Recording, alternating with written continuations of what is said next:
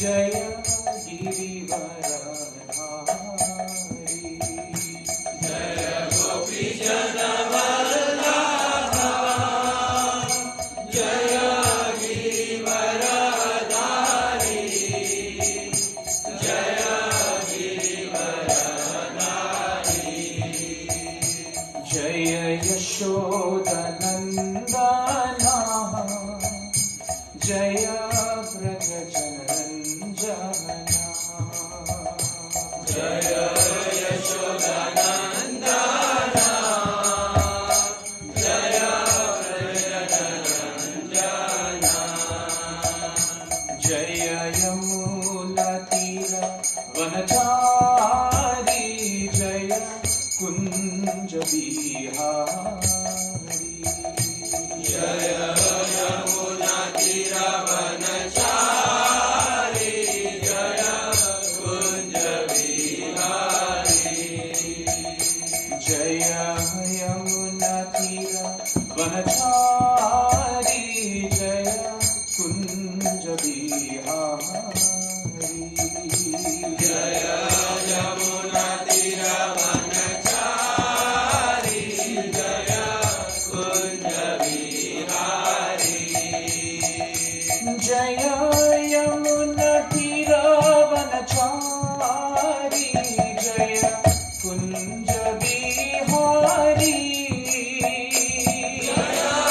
यमुनातीरवनचारी Jai Kunjavihari Jai यमुनातीरवनचारी Jai Kunjavihari Jai यमुनातीरवनचारी Jai Kunjavihari Jai Radha Madhav Jai Kunjavihari Jai Radha Madhav Jai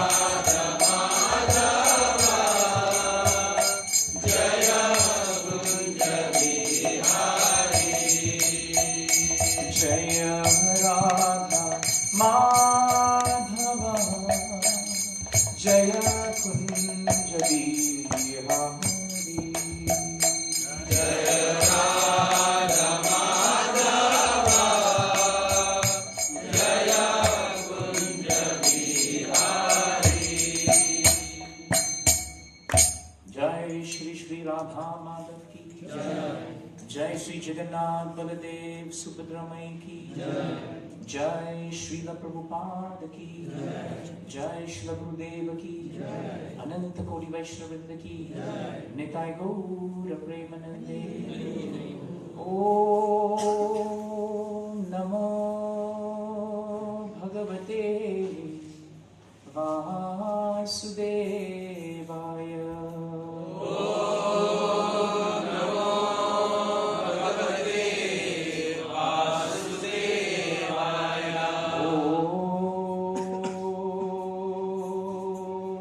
NaMo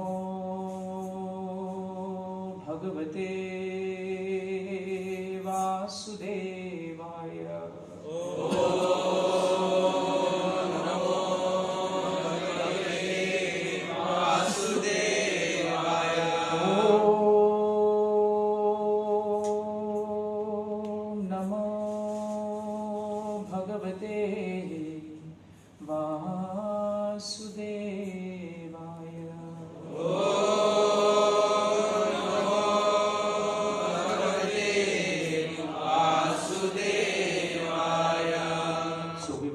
devotees today. Hare Krishna. Very nice to see devotees. Sometimes I feel like a guest. So it's very good to come back to Singapore. We have a nice verse today from the second chapter, 52nd verse. Contents of the Gita summarized. So we will chant the verse first and then we can go on to read the transliteration, translation and the purport. Yada te moha kalilam buddhir vyatitarisyati Tada gantasi nirvedam Shrotavyasya shrutasya cha Yada te moha kalilam Buddhirvyatitarishyati Tada gantasi nirvedam Shrotavyasya shrutasya cha Yada te moha kalilam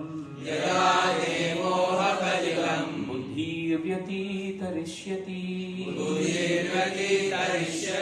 Tada gantasi nirvedam Shrotavyasya shrutasya cha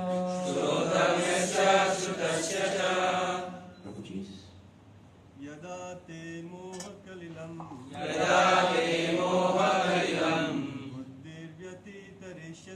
Buddhirvyatitarishyati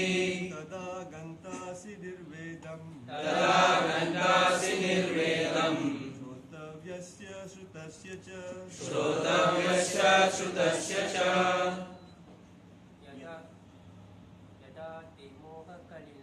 Yada te moha kalilam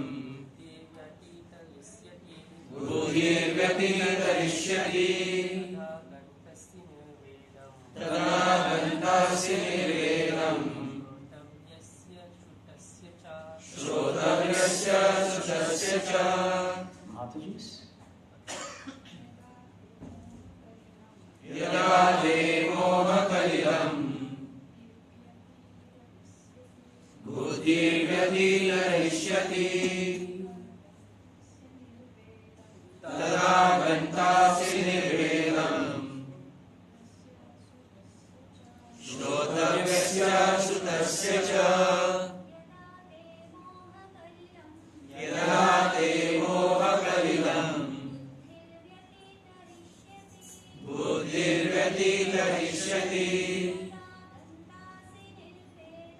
Tada gantasi nirvedam Shrotavyasya shrutasya cha.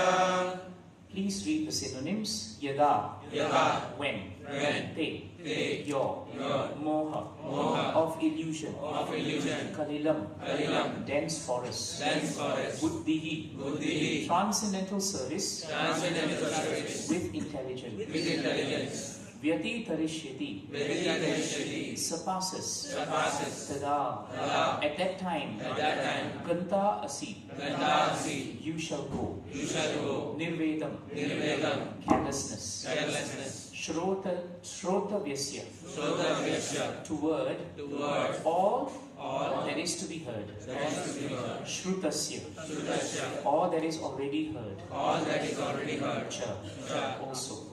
Translation and purport by His Divine Grace A.C. Bhaktivedanta Swami Srila Prabhupada Ki. Please repeat the translation. When your intelligence has passed out of the dense forest of delusion, you shall become indifferent to all that has been heard and all that is to be heard. Please hear the purport. There are many good examples in the lives of the great devotees of the Lord, of those who became indifferent to the rituals of the Vedas simply by devotional service to the Lord. When a person factually understands Krishna and his relationship with Krishna, he naturally becomes completely indifferent to the rituals of fruitive activities, even though an experienced Brahmana.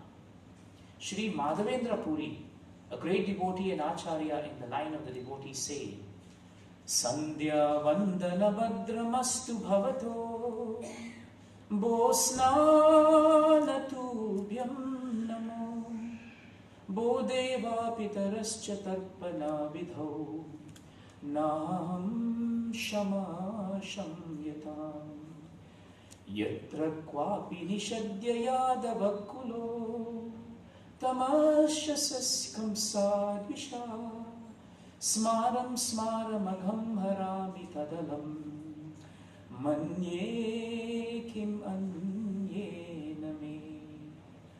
O my prayers 3 times a day, all glory to you. O bathing, I offer my obeisances unto you. O demigods, O forefathers, please excuse me for my inability to offer you my respects. Now wherever I sit, I can remember the great descendant of the Yadu dynasty, Krishna, the enemy of Kamsa, and thereby I can free myself from all sinful bondage. I think this is sufficient for me. The Vedic rites and rituals are imperative for neophytes, comprehending all kinds of prayers 3 times a day, taking a bath early in the morning, offering respects to the forefathers, etc. But when one is fully in Krishna consciousness and is engaged in his transcendental loving service, one becomes indifferent to all these regulative principles because he has already attained perfection.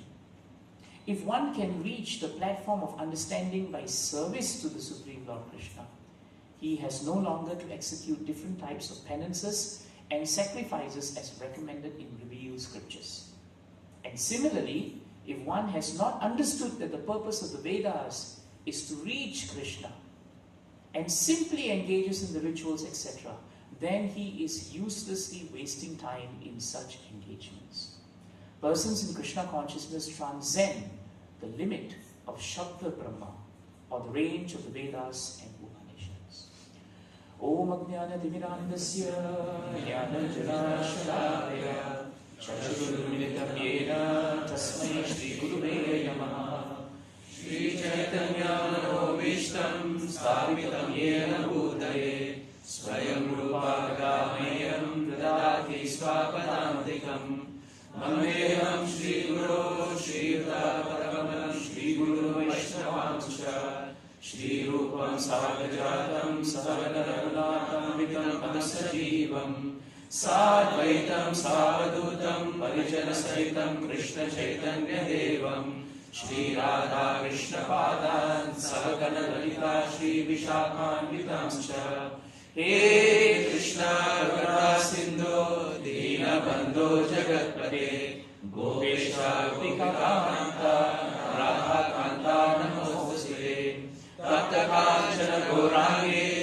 Radhe Vrindavaneshwari Vrishabhanu Sute Devi Pranamami Haripriye Vancha Kalpatarudhyascha Kripa Sindhubhya Eva Patitanam Pavanebhyo Vaishnavebhyo Namo Namaha Jai Sri Krishna Chaitanya Prabhu Nityananda Shri Advaita Gadadhara Shri Vasadi Gaura Bhakta Vrinda Hare Krishna Krishna Krishna Hare Hare Hare Rama Rama Rama Hare Hare.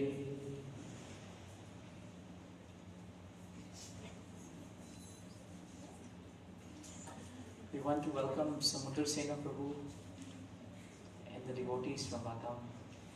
Very happy to see all of you today. And whenever you are free, or even if you're not free, you should come, so we can take your association. Can we have 3 very loud Hari Bols for them? Haribol! Haribol! Haribol! Samudra Sena Prabhu and the devotees, they have been so encouraging year after year in the Rath Yatra festivals, and I think devotees have developed deep and meaningful friendship and relationship with them. And this is the essence of Krishna consciousness. The devotees help each other to remember Krishna. This verse is a very important verse. It is preceded by 2 verses before this.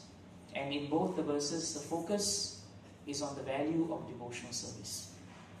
In this verse, Krishna is telling Arjuna how we have to learn to be indifferent to the happenings of this material world. Sometimes in the material world, the word indifferent can have a negative connotation. Sometimes if you read the word-to-word meaning of the word indifferent, you see the word callous, C-A-L-L-O-U-S, being used. So it's very important that we understand the word indifferent from the perspective of Vaishnava and Krishna conscious culture. If you tell someone in the material world, I'm very indifferent to your problems, what we're trying to tell them is actually, I don't care for you. If you are very callous in the way you speak to someone, And that also is an expression of indifference, but it's a proactive way of being indifferent. You hurt someone by saying things which are in a very callous manner, or just ignore a person. So why is it that in this verse, Arjuna is being told by Krishna that when your intelligence has passed out of the dense forest of delusion, you shall become indifferent to all that has been heard and all that is to be heard. So we have to understand a very important point of this. Prabhupada starts the purport by saying that the starting point for us to understand is that we have to factually understand Krishna and our relationship to Krishna. That is an important part of Krishna consciousness. If you do not have that, or if we don't understand who we are and who is Krishna and who are all of us in relation to Krishna, then this indifference that we talk about is actually material. We will become harsh, we will be critical, and that will not be the indifference that is being spoken of in Bhagavatam or Bhagavad Gita. In fact, another way to understand indifference is the word unconcerned in English language. And sometimes we think that this is irresponsible and it is negative. But Prabhupada says the indifference that we should have in the purport is actually with reference to our attachment to the ritualistic sections of Vedic culture, or that which is given as karmakanda in the Vedas. So let us understand that the word indifferent is in relation to this specific area of knowledge. Prabhupada writes very clearly that karmakanda portion of the Vedas, which are known as revealed scripture, is there. And Prabhupada also writes that in the neophyte stage, these rituals are important, because we cannot claim to be pure devotees. We cannot even claim to be advanced devotees. And factually speaking, we are all struggling in devotional service. So we should be very clear when we look at this verse that there are two parts to it.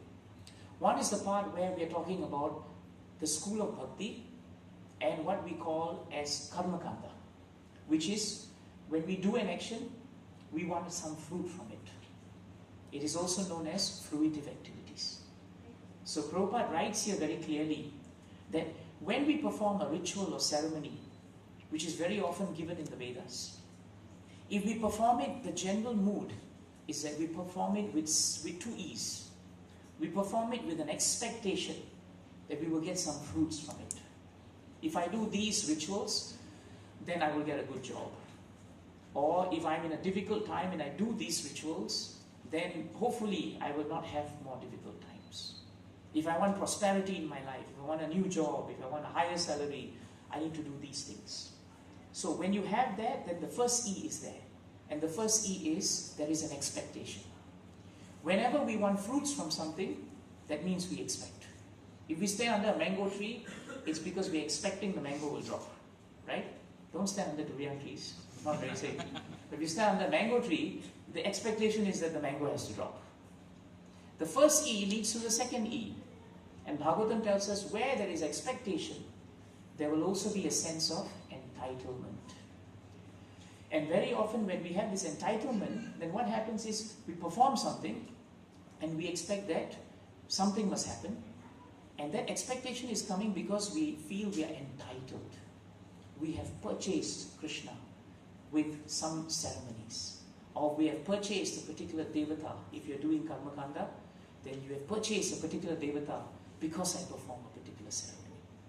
So in this mood of entitlement and expectation, in many lectures Prabhupada warns us, that is where in fruitive activities we become entangled. Why? Because there is this mood of pride and there is this mood of false ego. And where there is false ego, it is very difficult for us to remember our relationship with Krishna.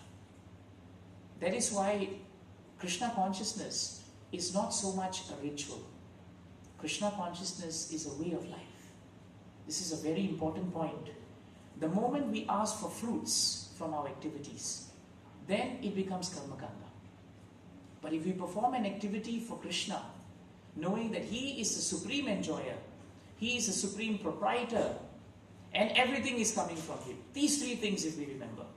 If we only remember these three things, then what happens is whatever that we perform, or whatever that comes to us, we don't expect anything, we accept it.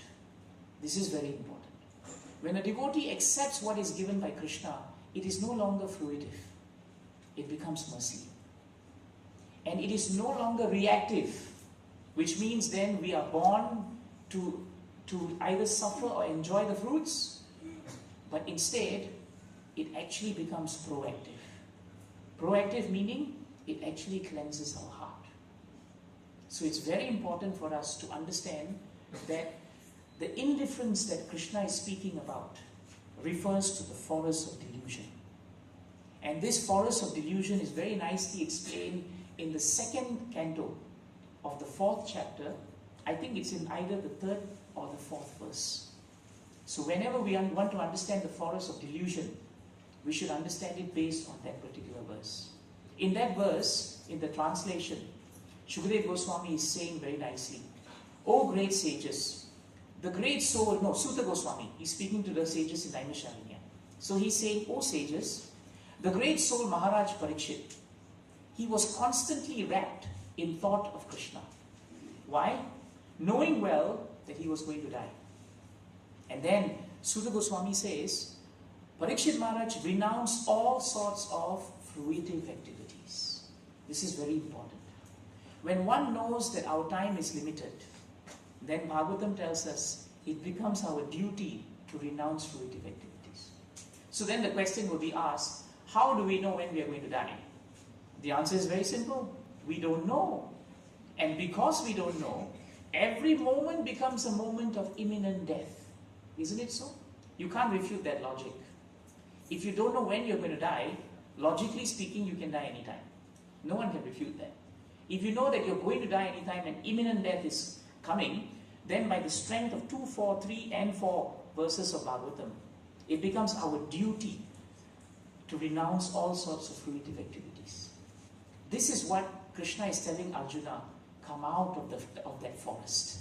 That forest is the forest where we always live life saying, Krishna, I give you this, you give me that. Krishna, I give you this, you have to give me that much. Krishna, today I give you $2, so $2 worth of bhakti you have to give me. If I give you $100, well, it must be $100 worth of all the paraphernalia I must get. This is how we work. So if we come to Gauranga Center and work like this with Jagannath, it's going to be very difficult. Because eventually you become frustrated, you know. But some devotees tell me, when I come to the center, I don't pay for anything, but when I go down, I have so much nice prasadam. Is that fruitive activity? There's no fruit involved. Because Bhagavatam and whatever you get in the center is completely transcendental. There is no forest and there's no delusion. Because don't forget, Prabhupada was asked in the lecture, why do you use the word fruitive activity? Prabhupada said, after you finish eating the fruit, what is left? There's no fruit. It's finished. But when you continue with bhakti, the fruit never ends, so to speak. Because bhakti, the ocean, is deep. And it is not motivated. This is a very important point. So in the forest of delusion, as Prabhupada writes, and Prabhupada translates, 3 things will make up the forest. And that is stated in this verse. What did Parikshit Maharaj renounce? He renounced any actions where there was a fruit. When you want a fruit, there's something else that will come. You will have a motive. When you have a motive, it means I'm doing something to get something. Even in the material world, if you start a relationship with someone and you say, I'm your friend, but you realize that he's always talking to you because he wants something. When he doesn't want something, he doesn't talk to you. Sometimes somebody doesn't call you for a long time. Suddenly they call you, they're calling you because they want something from you. Some people, what they do is, when they know they haven't called someone for 1 year, so cannot show that it's fruitive, so they call. The first call is just, how are you? Everything all right? Hare Krishna, put down the phone. Tomorrow, actually, there's something else in my mind. Now, this is what you call delayed fruitive activity, but it's there. It's still there. And it's more dangerous because I've already crafted my plan. My plan is to get something from you, but I can't show you I'm motivated because why? In Krishna consciousness, we're not supposed to be materially motivated. So what do? Starting point is, Prabhu, how are you? Nice to know you. Give a day. Every second day, actually, Prabhu, it's nice that I called you yesterday. Just by and by, I want to ask you for this. But you see, His Holiness Krishna Goswami Maharaj said something very nice. Very famous point he made. He said that someone may not be a cook, expert cook, but he definitely knows by tasting whether the cooking has been expertly made or not. It's a very important point. The point is very simple. We can try to fool everyone, but some people and all people will eventually know by just seeing us and observing us whether we are going through that forest or whether we are embarking in Krishna consciousness in a fruitive way. This is very important. So 3 things define fruitive activities. And Krishna and Sutta Goswami says, the first is religiosity. The second is economic development. And the third is sense gratification. So Prabhupada says in the purport that, Prabhupada translates in the verse that Parikshit Maharaj gave up religiosity. He did not perform rituals just for the sake of pious activities. He didn't do it so that he could gain prosperity in this world. So he gave up religiosity. Second, he gave up economic development. Because when imminent death is coming, with all the money in the world, no bank is going to save you from dying. In fact, the good news is for all those who live after you, everything goes to them. You don't keep anything. So economic development also he renounced. The third thing he renounced was sense gratification. What's the point of fulfilling the senses and which are material when ultimately the senses also die with the body? This is what Parikshit Maharaj realized. The senses never outlive us. The senses die with the body. All the experiences of the senses in the material world will die with this body. It will die with the body. Only the karmic reactions will follow the subtle body. And they will catch us in the next life. Even if you go to the moon, those fruitive activities and the results will catch us. We cannot go anywhere there where they cannot catch us. So Parikshit Maharaj realized, why to waste time in this? So then the verse tells us, he fixed himself firmly in his natural love for Krishna. What a nice point. He fixed himself firmly in the natural love for Krishna. Meaning to say, our love for Krishna is not artificial. Actually, our love for Krishna is Nitya Siddha Krishna Prema. It is eternally in our heart. Eternally, our love for Krishna is always in our heart. But because we have got so much into ritualistic activities and fruitive activities, we have forgotten the goal of life. We have forgotten. It's like just driving down the street without pulling the brake to know where am I going. You know, if you keep driving and you don't pull the brakes, you don't know where you're going. So all our life we have not pulled the brakes. But the beauty of Krishna consciousness, it helps you to pull the brake to understand, wait a minute, what is the goal of life? Is it economic activities? Is it sense gratification? Is it religiosity? No. It is about awakening our natural love for Krishna. And then after that, Parikshit Maharaj asked all the important questions to Shukadeva Goswami. And that is how Bhagavatam came. So you can see Bhagavatam is premised on the foundation of no motivation except to go back to who we really are, to rediscover our true identity. When we do that, then we truly become peaceful and truly become satisfied in this material world. Otherwise, even though we wear dhoti, kurta, tilak and everything else, but if our chanting, our activities are all materially motivated, even then you will find that our heart is restless. Because we are not broadcasting Krishna's glories. We are broadcasting our glories and our sense of enjoyment. Even Vyas Bhagwan in the first canto of the 4th chapter became downcast, even though he compiled the Vedas, the Itihasas and the Puranas. And when Nagamuni comes in the first canto, 5th chapter, he confirms the same thing. He says that, why is it that you're looking so despondent? It is because you have not properly broadcast the glories of the Supreme Personality of Godhead. When we do that, we come out of the forest of delusion. This is a very, very important point. And that is why Prabhupada writes very nicely in that purport of 2, 4, 3 and 4. 2, 4, is it 2, 4? Yeah, 2, 4, 3 and 4. He writes in the purport that actually Madhavendra Puri, and he quotes the same verse you find in this verse. He quotes the very nice verse of Madhavendra Puri which he quotes here. And Madhavendra Puri is saying very nicely that frankly speaking, I want to take leave of all the karma kanda obligations that I'm doing.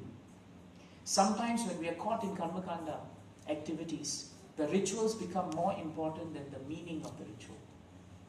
We don't know why we do something, but we do it because we think it will give us some fruits. But when a devotee chants Hare Krishna, Krishna Krishna, Hare Hare, Hare Rama, Rama Rama, Hare Hare, then the devotee is not asking for a fruitive action from Krishna. All the devotee is doing when he chants is, Krishna, please always keep me engaged in the transcendental loving service of yourself and your devotees.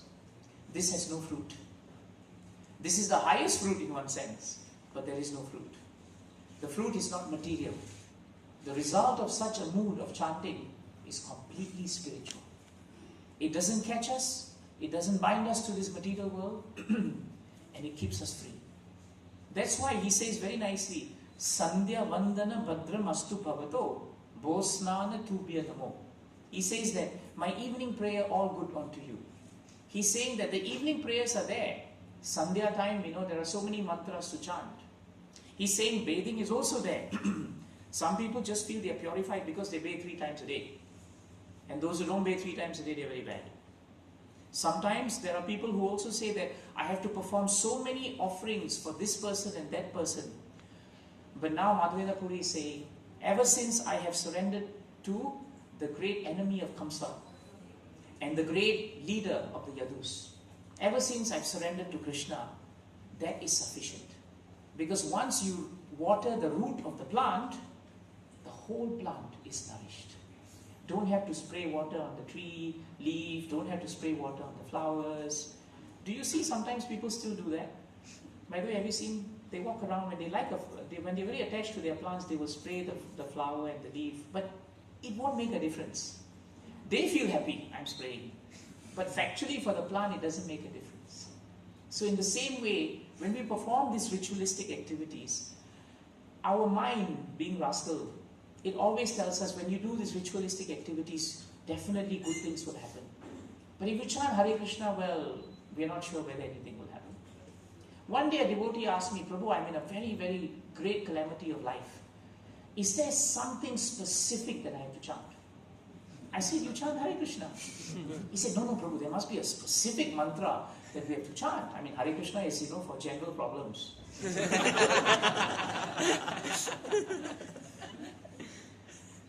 So sometimes, even while we are in devotee garb, we have already brought the forest of delusion into our lives. Isn't it true? Because we have cheapened the true nature of the holy name. Prabhupada was asked by a disciple that what happens when you achieve perfection in chanting? And Prabhupada said, more chanting. More chanting. What is the goal of life? After you have chanted, that you chant more.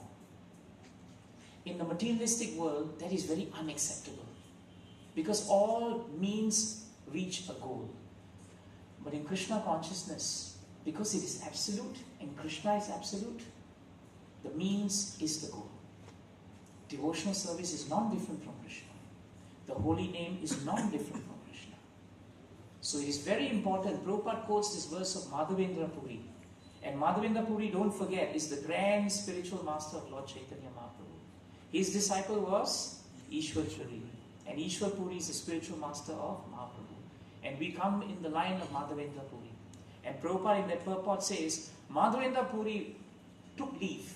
Sometimes you take leave and you go out. So Madhavendra Puri, this prayer Prabhupada describes, he took leave by saying this prayer.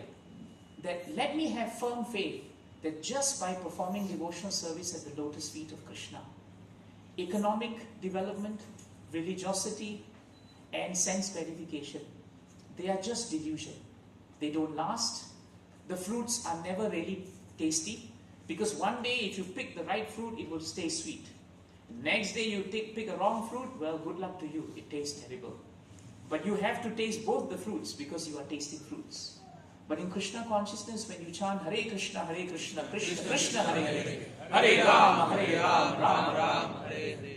Every time you chant Krishna's names with love, if you chant it in the service mood, if you chant it and perform service, if you just chant it with sincerity of purpose, what happens?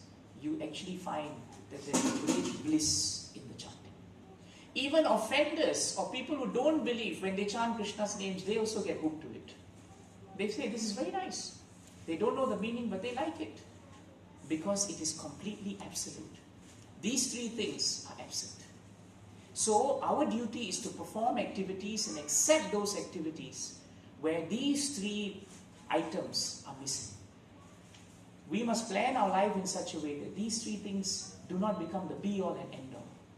Economic development is necessary because we have to survive in the world. But it is not a fruit that we want to eat. It is just something that we are standing on. But if the fruit of what we get when we work is offered to Krishna, then it is no longer a fruitive activity. If our time is offered to Krishna, like what you're doing now, it's 7:35 and you're all seated here, then this time is no longer fruitive in activity. It doesn't catch you. This time frees you. If you earn money and give it to Jagannath, the money doesn't catch you. The money frees you. If you use your time and effort to talk about Krishna, the time you spend talking to Krishna doesn't catch you. It frees you. See? So every activity may appear like a material activity, but in the hands of a devotee, that activity allows him to cross the forest of delusion. Why? Because he is attached to the purpose of the activity. And what is the purpose of the activity? To glorify Krishna, to render devotional service to Krishna. That is not karma kanda. That is the highest form of bhakti. This is very important point. But when you take this up, Madhavendra Puri also tells us that very often society which is very used to fruits, they can become very critical of devotees. When that happens, what does Madhavendra Puri say? Madhavendra Puri gives us a nice clue. Again he sings very nicely. Mukdam ma nigadantu niti nipuna Brantam murvaidikaha Mandam bandava sanchaya jatadiya Muktadara chodara Unmatam dhanino viveka chatura Kamam mahadambikam Muktam na shamate managapi Mano govinda padaspraham. Prabhupada translates very nicely in the same purport to 2, 4, 3 and 4. He says, Madhavendra Puri has this prayer immediately after Sandhya Vandanam prayer. And this is how Prabhupada translates it. He says, Madhavendra Puri says, let the sharp moralist accuse me of being illusioned. Because the moralist always says that Krishna was not a very moral person. The moralists say that Krishna actually perpetuated the battle of Kurukshetra. The moralists will say Krishna used devious means to kill personalities like Jarasandha, for example. So in that way, the moralists will say, what is right for Krishna is not right for me. So the moralists will accuse the devotee of being illusioned. Madhavendra Puri says, I don't mind. Then he says, experts in Vedic activities will slander me as being misled. They will say, you don't know how to chant mantras properly. Sometimes the Western disciples of Prabhupada were criticized by Pakka Brahmanas. And they would come to see Prabhupada and say, your disciples cannot even chant the mantras very nicely. Prabhupada said, they don't know how to chant very well, but they know the meaning. They know the meaning of why they are chanting. And that is more important than pronunciation. Very important point. Mantratas tantratas chidram desha kalartha vastutaha sarva karoti nischidram. What is the last line? Anu sankirtana tava tava anu sankirtana. Something like that. In the 8th canto, you have this very powerful personality, Sukracharya. Sukracharya was expert in Karmakanda. And because of his Karmakanda expert knowledge of the Vedas, he made Bali Maharaj so powerful that Bali Maharaj and the demons, they were defeating the Devatas all the time. This was because of Sukracharya's strength. And Bali Maharaj was following Sukracharya. So he was getting so much fruits, he was getting material victory one after the other all the time. But finally, when Bali Maharaj was actually cut down by the mercy of Vamandev, who's non-different from the Lord himself, Sukracharya actually cursed. He cursed Bali Maharaj. Because Bali Maharaj refused to go back on his word of honoring the Brahmana. So when Sukracharya cursed him to become bereft of all his possession, actually it was Vamandev's blessing through the agency of Sukracharya. Why? Because Bali Maharaj was forcibly made to renounce all fruitive activities. The Karma Kanda portion which was embodied in Sukracharya was rejected.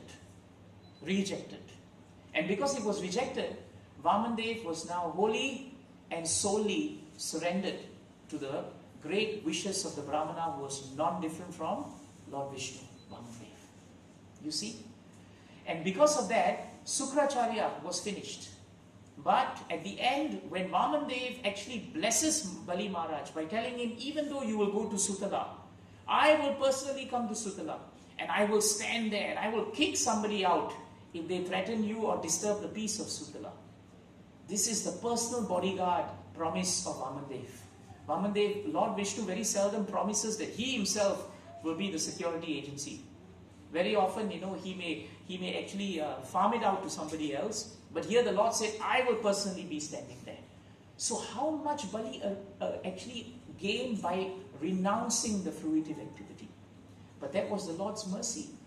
And then at that point, Vamandev turns to Sukracharya. And then he says, my dear Sukracharya, what do you think now of this situation? Do you think, first of all, that your ex-disciple is wrong? And then Sukracharya now understands, and that's when he chants this verse. Mantratas tantratas chidram. Chidram means there may be a discrepancy in the way we chant the mantras. There may be a discrepancy in the way we set up everything. That is tantratas. There may be a discrepancy in desha. Maybe we are not sitting in the right place, Maybe it is kala. Maybe the time is not right. What is supposed to be auspicious time, it is inauspicious. Maybe even the paraphernalia is not correct. Maybe the vastu is not correct. We are supposed to face south, north, east, wherever, but we are not facing anywhere. So that can happen also. But now he says, my dear Lord, now I understand. The moment your Lordship's name is chanted, meaning Hare Krishna, Krishna Krishna, Hare Hare, Hare Rama, Rama Hare Hare. Then what happens? There are no discrepancies. Everything, sarva karoti nischidram. Chidram is discrepancy, nischidram means no discrepancies. There are no discrepancies anymore. Why? Because your Lordship's names are faultless. Therefore the discrepancies are also not discrepancies.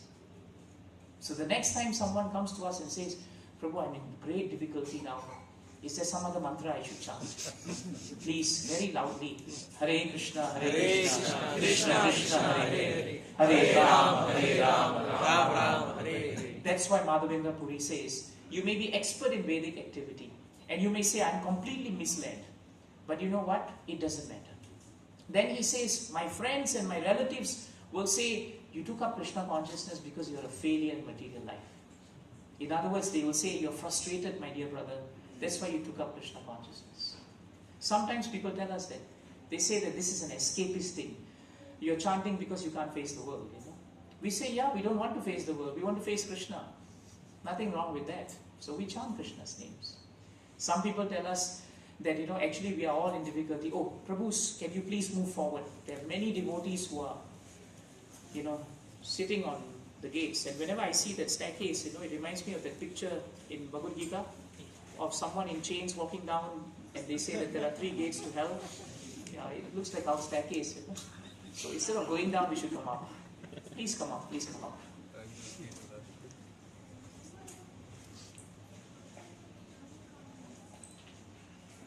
Thank you.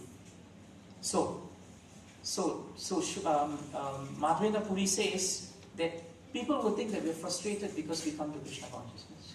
But what does Bhagavatam say? Bhagavatam says it's because we have come to the level of frustration. That's why we have come to Krishna. So nothing wrong. They are perfectly right. What are we frustrated about? We have understood that in this material world, nothing will last. And yet we want our happiness to last. Isn't it the biggest contradiction in the world? Every day we expect our marriages, our children, our family life, our work, we really expect that we will get eternal happiness from all this. Even though we don't use the word eternal, we think that every day we'll be happy. If every day we are happy, that means eternally we are happy. At least till we are alive. But the truth of the matter is, it's never like that. Even the best family will have its ups and downs. Even the best boss, there's no such thing as the best boss, but even your boss will have his up and down days. Everybody has their ups and down days. A moment of happiness and many moments of sadness. This is Bhagavatam. So that's why Madhavendra Puri says, let them think we are frustrated. We agree, we are frustrated. Because our happiness is eternal. We want that which will never leave us. And that is the beauty of Krishna consciousness. Krishna consciousness appeals to the soul. And when the body dies, the soul continues in Krishna consciousness. That is eternity. Then Madhavendra Puri says, my brothers will call me a fool. Because you're wasting so much time sitting on a Saturday listening to someone speaking on Bhagavad Gita. When you should be out there doing something. That's what you feel. But you tell them, but where do you get this kind of prasadam? Don't get this anywhere else in Singapore. And it's free. And in Singapore, nothing is free. The only place I think in Serangoon Road that is free is here. It's true. Nothing happens. That doesn't mean I'm now going to tell you we're going to charge something. It's not going to happen. No coupons in this center. Right? The only coupon we want is, please put Krishna in the center of your heart and take as much prasadam as you want. That is why we are fools. Let us be foolish. But let us be foolish because we are always foolish before Krishna. This is the mood of devotees. Before our spiritual master and before our acharyas, we are completely foolish. That is why we are surrendering. And then Madhavendra Puri says very nicely, the wealthy people will think that you are mad. Why? Because economic development you are not running after. But we tell them we are not mad. Because Prabhupada says very nicely in Chaitanya Charitamrita, source of income is not the source of maintenance. What an amazing point. Income we earn, but who is actually maintaining us? Krishna is maintaining us. You can earn so much money, but when the time comes when your body must fail, it must fail. It has nothing to do with your income. Nothing. In fact, very often the stress of your income kills your body. You know that, isn't it? Half the time the stress of working kills us. So how has economic development ever helped us? But if a devotee is simple in life, then it's very easy. If you want to perform elaborate ceremonies, I tell you, you go bankrupt in Singapore. You try going to any temple and ask for an elaborate puja in your house, they will finish you out. By the end of the month, you come to me for bankruptcy. It will happen. It will happen. But when you come for Krishna consciousness, what happens? The important thing is you are actually getting, you are receiving the mercy of Krishna. That is a currency that no one can replace. The currency of mercy. This is the amazing thing. So, devotees are never too worried about economic development. We know that every life we try to work. And after every time we try to work, next life we came still bankrupt. Every child arrives in the world bankrupt, isn't it? Every child. Nobody comes in the world, gives you, mother, this is my bank balance from previous life. No, it doesn't happen. Nobody comes into a world with a certificate. I was MSc, IIT, nobody. You're back to square one. But if you're Krishna conscious, then even a little advancement in this life can end so much of Bhaya. This is the beauty of Krishna consciousness. And that's why Madhavendra Puri ends. Learned philosophers may think I'm very proud. Why? Because we are convinced that without Krishna we cannot do anything. Some people say there is great pride. But we are transcendently proud that we are part of this Krishna conscious family. We are not materially proud. But we are so happy to have a sense of belonging in Prabhupada's family. And the last prayer is very important for us. This will take us out of the forest of delusion. He says, and you repeat, he says, even if all this happens, he says, still my mind. Still my mind does not budge an inch from the determination to serve the lotus feet of Govinda, though I be unable to do it. Isn't that amazing? That is the resolute determination of a devotee. Madhavendra Puri is saying, Krishna, I have no qualification to serve your lotus feet. But even if I am not qualified and unable to do it, still I am determined never to budge from your lotus feet. This is the mood of a devotee. Why is this important? Because we don't blame anyone. We don't criticize anyone. Madhavendra Puri is not blaming Krishna. He's saying it is my fault I am unable to do something. But it will not stop me from being determined to continue chanting and continue performing devotional service. This is how we come out of the forest of delusion. This is very, very important point. And that is why Prabhupada says in the purport that one thing is important. We want to be fully in Krishna consciousness. And when we are fully in Krishna consciousness, then these rituals and these forests, they don't become important to us. That is the meaning of indifference. Now we see the point? That is indifference. It is not callousness. It is replacing that which has a lower taste for a higher taste. When you have a higher taste, you automatically, without separate endeavor, will give up the other things. Because you understand the meaning of why you do something. The spirit is more important than just doing something. Nectar of instruction is a very important scripture for us. And I think in the I can't remember which verse it is, but I remember it is Niyama Agraha. I think Niyama Agraha and Niyama Agraha. These are the two very important things that we must understand. And these are the items which are considered favorable and unfavorable in devotional service. And this is how Rupa Goswami tells us, because this point is directly on point in this verse. Rupa Goswami says, we can practice the scriptural rules and regulations, but if we practice them only for the sake of following them, and not for the sake of spiritual advancement, that is not correct. This is what Prabhupada is telling us. And this is what Krishna is telling Arjuna. This is the problem with Karma Kanda. We get so caught up with the ritual, we forget the meaning. The process of deity worship is an integral part of our devotional service. But if we make it into a ritual, how many rounds I must do, this should be this way, that should be this way. If we do it with the aim of actually spiritually advancing ourselves to please Krishna, and we do it with sincerity, then we will gain taste in that activity. But if we merely do it because I have to do it, what to do, I'm on roster, I must do it. What to do, I'm on Prasadam roster this week, my back is very painful, but what to do, I have to do it. When we think that way, then we are doing it as a ritual.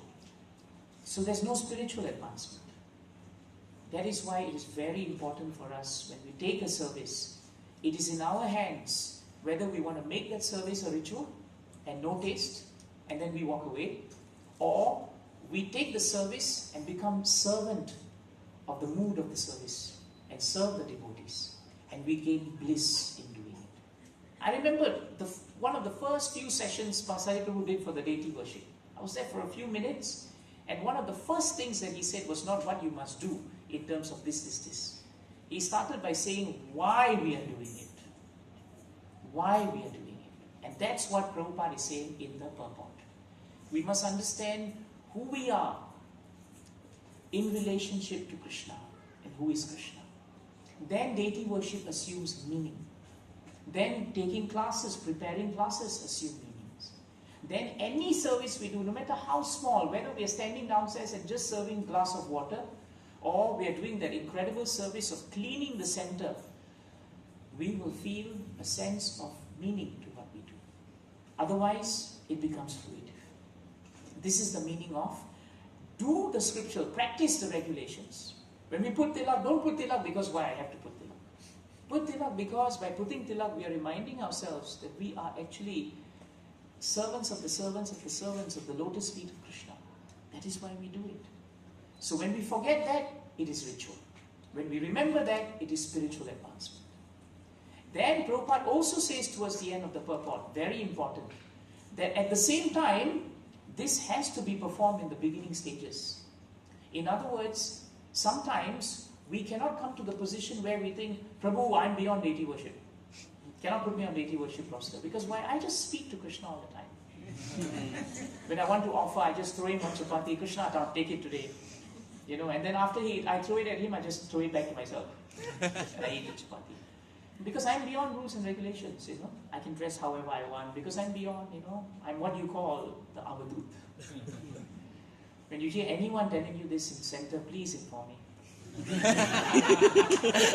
I'd really like to take association of this avadut.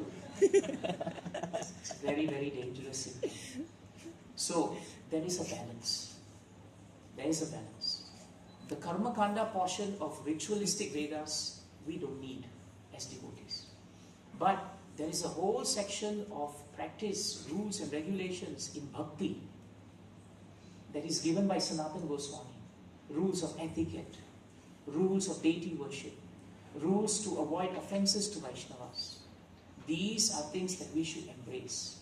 Not because we are attached to the rules, but because these rules will make us advance.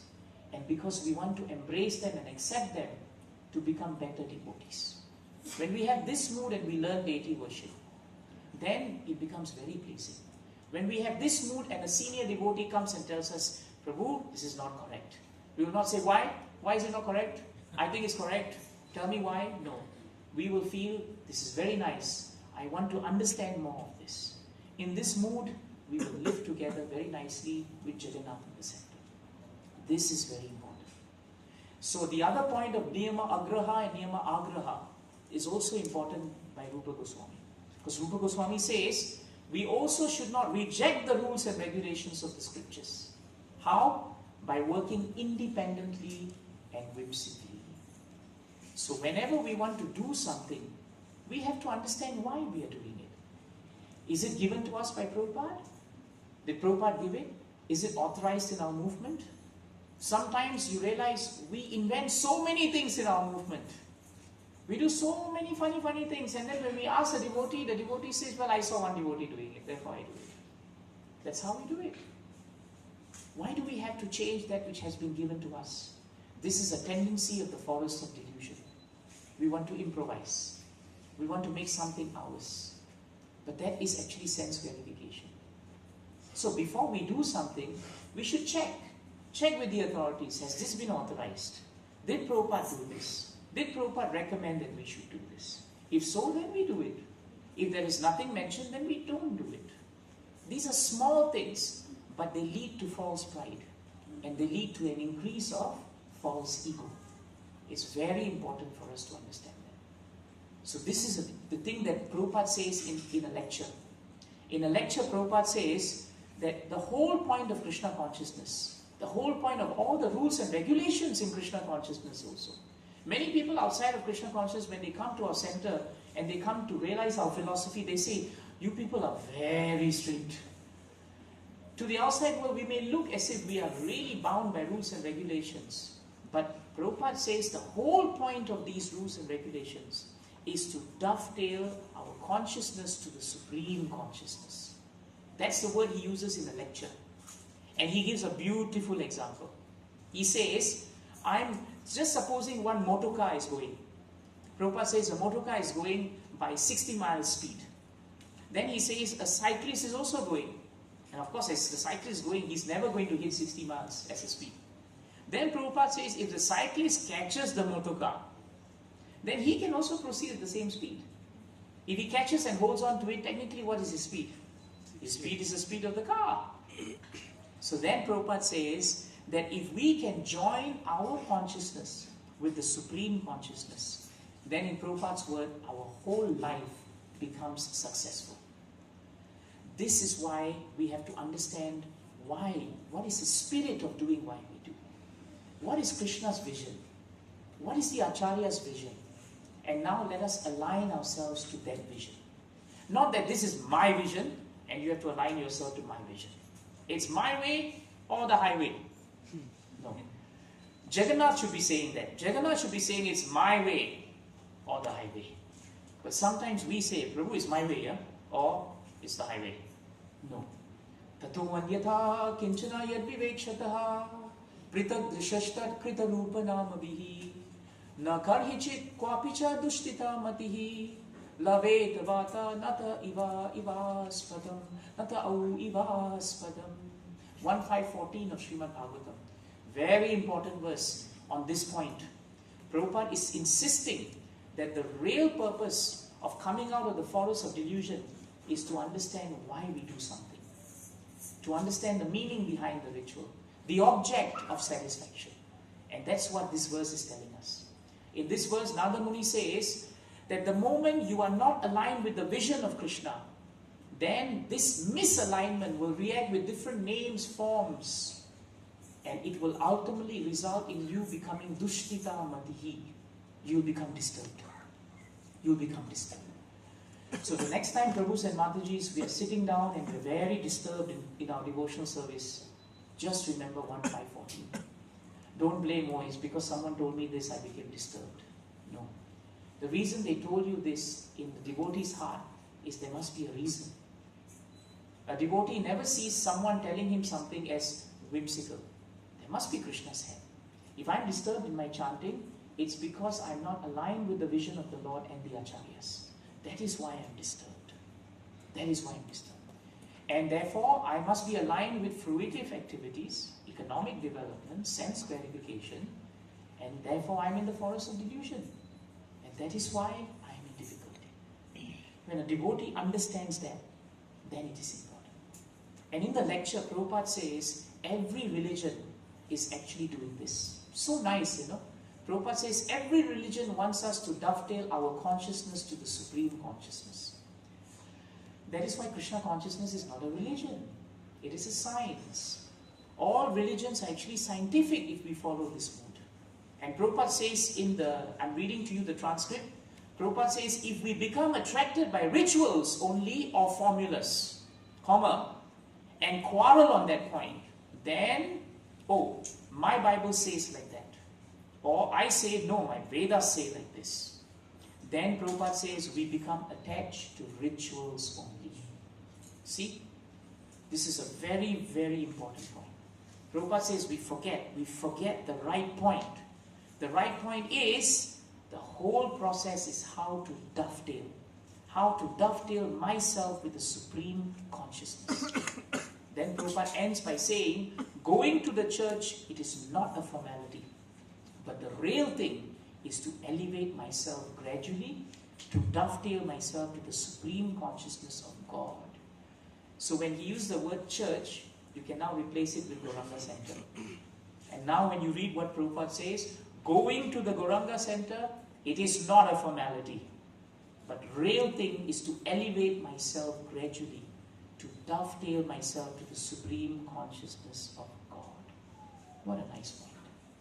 Otherwise, Prabhupada ends by saying, any activity that you do, if it doesn't have Krishna, and it doesn't have devotees, and they are not pleased, after all the effort you put in, so much labor you put in, Shrama eva hi kevalam.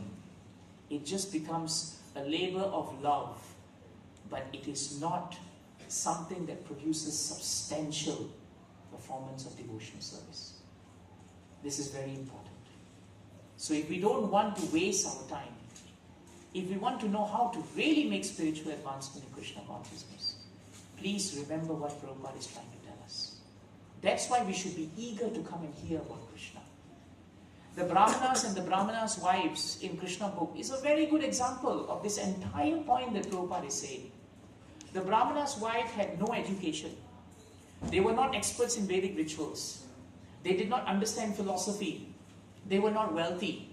They had no education. They didn't understand how to do it. They found the rituals very elaborate. But they were great devotees of Krishna. They had great devotion for Krishna. They were always constantly trying to remember about Krishna.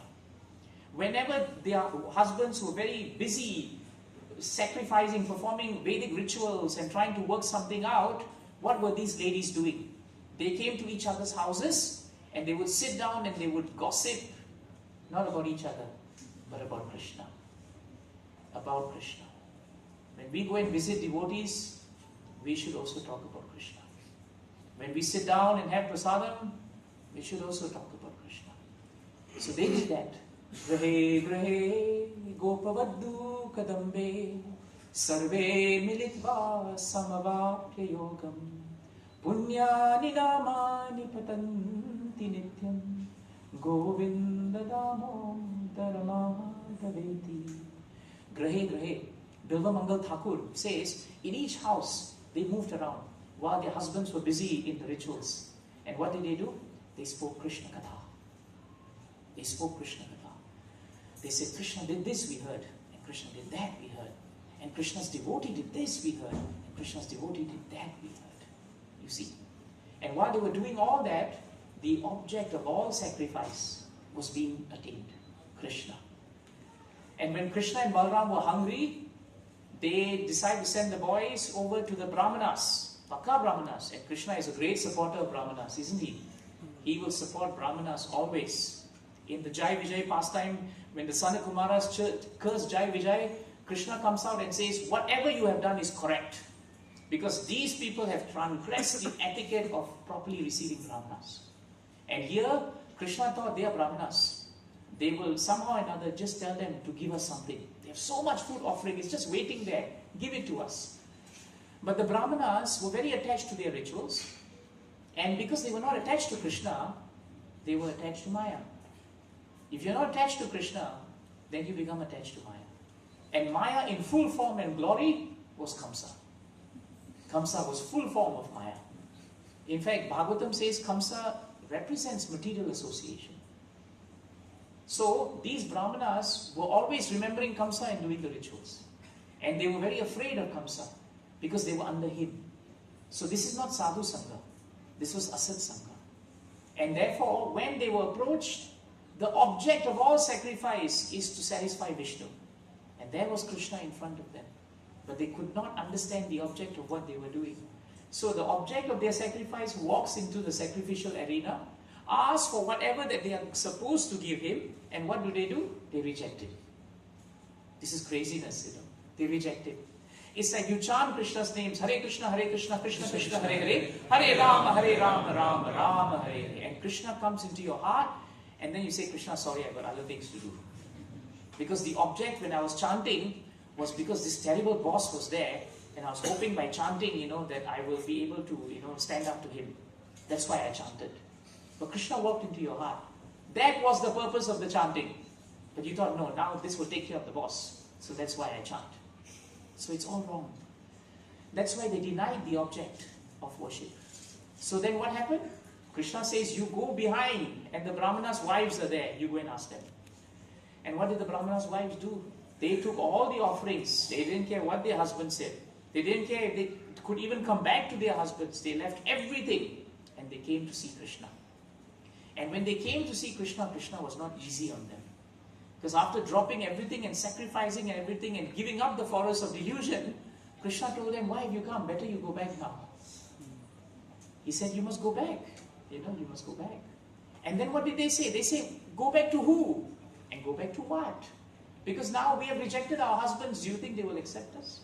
But Krishna said, but you have come to me. And because you have accepted me, everyone has to accept you. See the difference between ritual and understanding who is the supreme object of glorification. So when the Brahmanas' wives glorified Krishna and went home fully satisfied in their hearts, they didn't go home to a hostile welcome. They went back to a regretful audience of husbands, Krishna book says. They became very, very regretful, and they apologized. They said, we have missed the whole thing. But despite that, even though the Brahmanas' wives continued remembering Krishna, Krishna book ends by saying that because they were so much caught up by their attachment and association with Kamsa, in a little while they forgot what was the objective of their sacrifice once again. Once again. So the conclusion of this is very important. It is very nicely stated in 3.5.13 of Srimad Bhagavatam. Please remember this verse. It's the only verse in whole Bhagavatam which specifically talks about indifference. Very nice verse.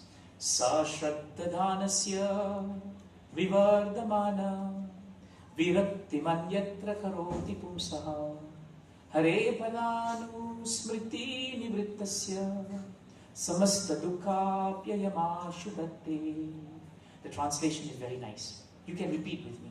For one who is anxious to engage constantly in hearing such topics, Krishna Katha gradually increases his indifference towards all other things.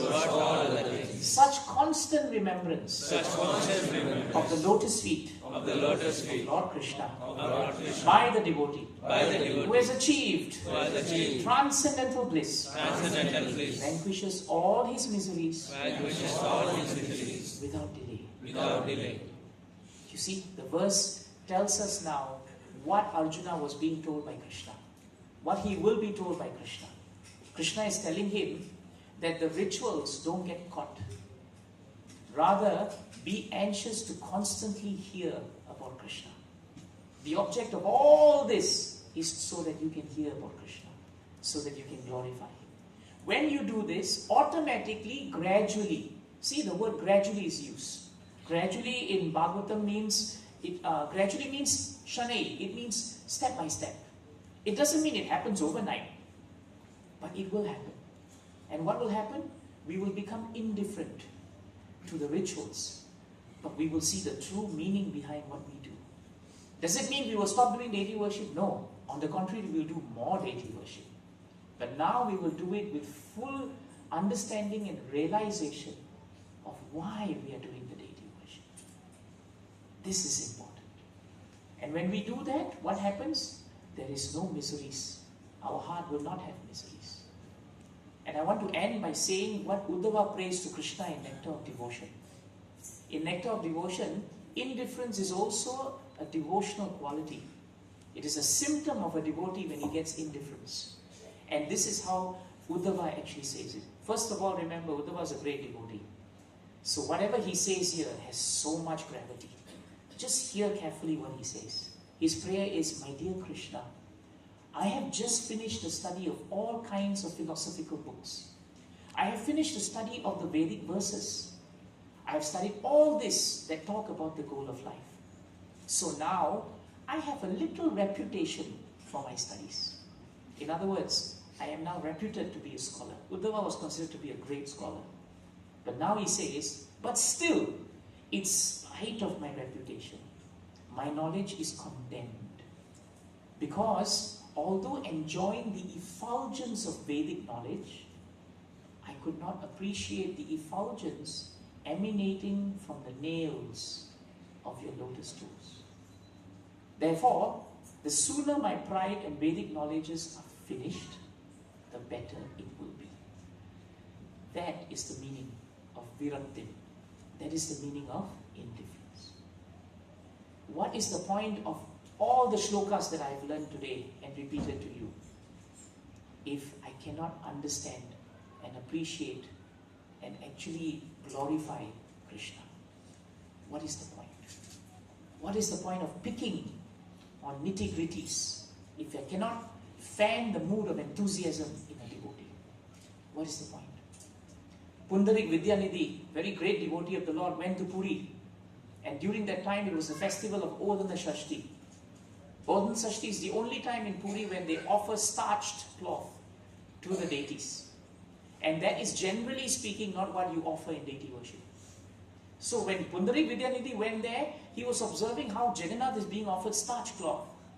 And he started remarking that this is not the proper way of doing. This is not the Vidhi. Sashtra Vidhi says you cannot offer starch cloth. And then he noticed so many other discrepancies that these priests were actually performing when they were worshipping Jagannath. So after speaking all these things in the presence of Jagannath, Pundarik Vidyanidhi went home and went to sleep. In the night, Jagannath appeared in his dream with Baladev and Subhadra. And Jagannath and Baladev were very, very upset, transcendently upset. And they were so upset that Jagannath started slapping the cheeks of Pundarik Vidyanidhi in the dream. Non-stop slap here, slap there. And as he slapped, he began scolding him. He said, how dare you come to Puri? And how dare you criticize these great devotees? They can offer whatever they want, but I am accepting it. So who are you to question them? Do you know how such great devotees they are? And like this, he kept talking and he kept slapping. And Pundarik Vidyanidhi, first in the beginning, was very afraid because he thought, why is Krishna slapping me? Jagannath slaps, very pain, must be Lord of the universe. Can you imagine the kind of slaps? And in the dream, his cheeks were becoming swollen because of the slaps. So it was really bad. But after a while, he got ecstasy when he realized that Krishna was telling him a very important point. The goal of an act or a ritual is more important than the ritual itself. It is the goal that is important. And when he realized that, Pundarik Vidyanidhi woke up. And when he woke up, he realized that his cheeks were really swollen and they were reddish. And he was laughing and laughing in ecstasy because he thought how kind Jagannath is. He came actually in my dream, but factually speaking, he was actually slapping me. So it was a very simple point, but it showed us the point. Another point Prabhupada always quoted was the example of the old lady. She carried so much sticks every day from firewood up and down the forest. And one day, very tired, the sticks just dropped. And she said, Krishna, why did this happen? And Krishna appeared. And when he appeared, he said, Mother, I'm here. Is there something that you wish from me? So of course, Krishna, being Krishna, would be very happy to give devotional advancement to a devotee. But the lady says, Krishna, I'm very happy to see you. Can you help me put the stick back on my head? Because I need to go look back, I need to get back. So Prabhupada said that this is how we cannot see the wood from the trees from the wood. There's this saying, you don't see the trees from the forest. In other words, you go so much into the intricacies, but you forget to take the helicopter view of what is the purpose of us being here as devotees, as living entities. We are here to yator bhaktir adok saje, to render devotional service to Krishna. The moment we are clear in that, Prabhu and Mataji's, then the rituals don't become a burden. Automatically they gain meaning. And in that way, we become indifferent to them. You see the point? In that way, we actually become indifferent to them. So Uddhava studied everything, but he regretted he could not appreciate Krishna's beautiful form. Why study the shlokas if you cannot appreciate the beautiful form of Jagannath? So he's telling us, if you study something in devotional service, the aim is finally to glorify Krishna. If you serve a water downstairs, it's to glorify Krishna. If you are cooking today, it is to glorify Krishna. If you're speaking today, it is to glorify Krishna. If you just come to hear Krishna Katha, it is to glorify Krishna. It's not to mark your attendance. It's not that. But it's for prasadam, that's okay. That's okay. Jai Grantaraj Srimad Bhagavatam ki. Jai. Srila Prabhupada ki. Jai. Srila Gurudev ki. Jai. I can take one question. If there are devotees who have a question, a comment.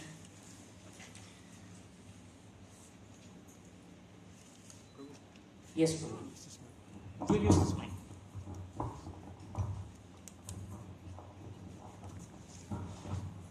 Thank you, Prabhu, for wonderful class. A lot of times we get this notion that we need to perform some of these ceremonies or some of these sacrifices because we are in a material setup and we need to abide with the rules. We are not that pure, so we can transcend some of the rules. So, and also sometimes it's the fear factor that if you don't please certain devotees, certain demigod who oversees certain departments, it is going to be going in. So how do we balance that? Because it's like even simple naming ceremonies, we do for, I mean, of course, after associating with devotees, we knew there are other ways, in the devotional ways to perform all the way from birth ceremonies to the death ceremonies, but a lot of times this comes back. So how do we take it from there? Very nice point.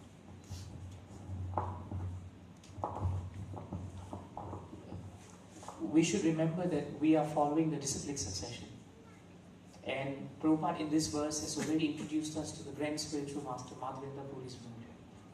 His mood is that all activities can simply be satisfied in a very simple manner by just taking up sincere, loving devotional service according to the rules and regulations as given by the acharyas.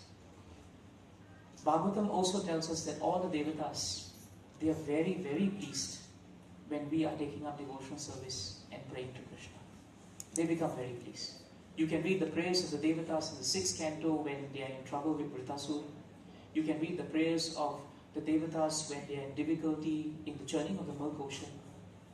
And they will tell you one thing that's very important. Ya eka isho nijamaya ya naha sasarjayena anusrajama vishwam. Nayam na yasyapi puraha samihitaha pasyamalingam prita ishamaninaha. They say very nicely in their prayer to Krishna that we are so fortunate because you are the Supreme Creator, but by your mercy we appear as creators in our own rights.